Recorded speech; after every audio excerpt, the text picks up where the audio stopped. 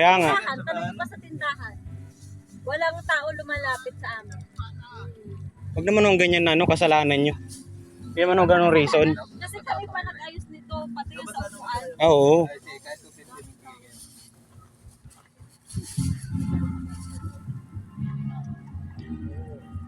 Kung kailan pa uwi na sir, tsaka lang nag-ano.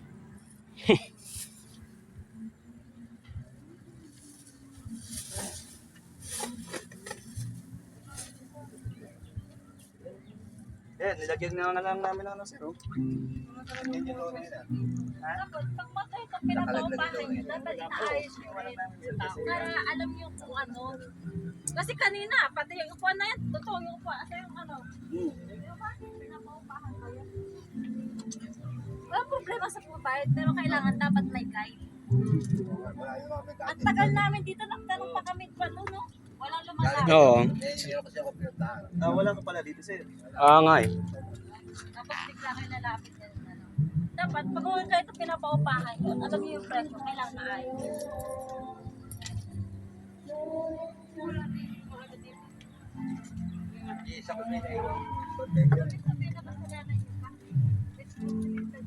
Kaya nakailang siya kami doon. Tatanong kami kung sino yung may-ari nito. Wala namang magsasabi. Let's see, alam ko ba ito? Wala nga pa rin. Oo, yun nga.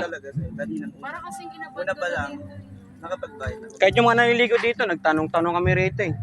Wala daw may-ari. Sabi, hindi ganyan dito kami. Lumipat kami rito. wala kami ang pwestuhan eh. Dito lang.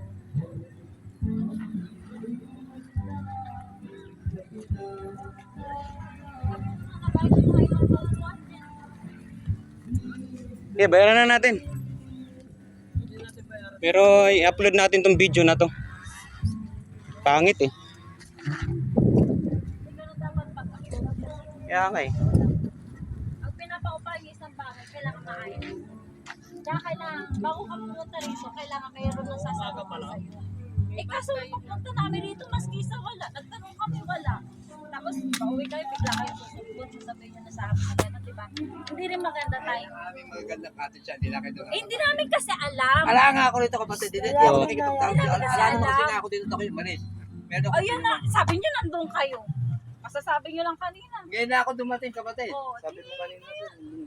Wala Oo, kanina. Sabi mo kanina. Yung kayo ko andun. Kayo mismo sa akin. Oo. Kasi ako mag-ano, pero kailangan. Nasa ano rin Kasi tayo. kanina sabi mo nandun kayo. Oo. Yung bayo ko andun, yung bayo ko. I-bear natin. Pero ang ganda ng ID mo sir, Couple of Christ.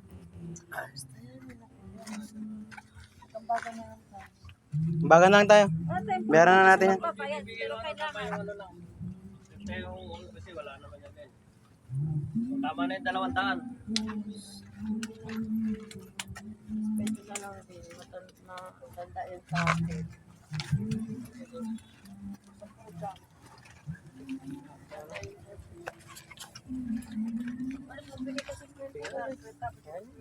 Okay na to boss. Magkano yan? Magkano? Sa sunod boss, mayroong sasalabong sana sa amin.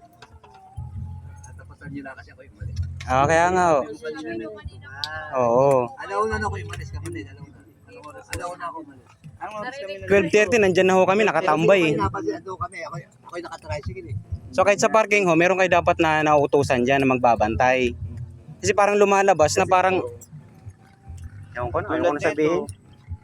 Kanina pa kami dito. Tapos, yun nga po, yun nga ang problema sir. Yun nga ang problema. Galing kami ng hanggan. Pagka may ganito. So pwede ba kayo nanghihingi ng resibo dyan sir? Resibo na lang.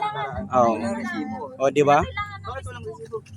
Wala na, ayan yun na. Hindi naman private na, hindi naman. Kaya nga, pero ang napakamalang cottage nyo, 250, 350.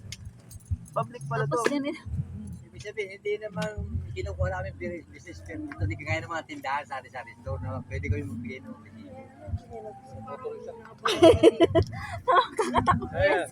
Akatakbo yan sa ano niya. Ha?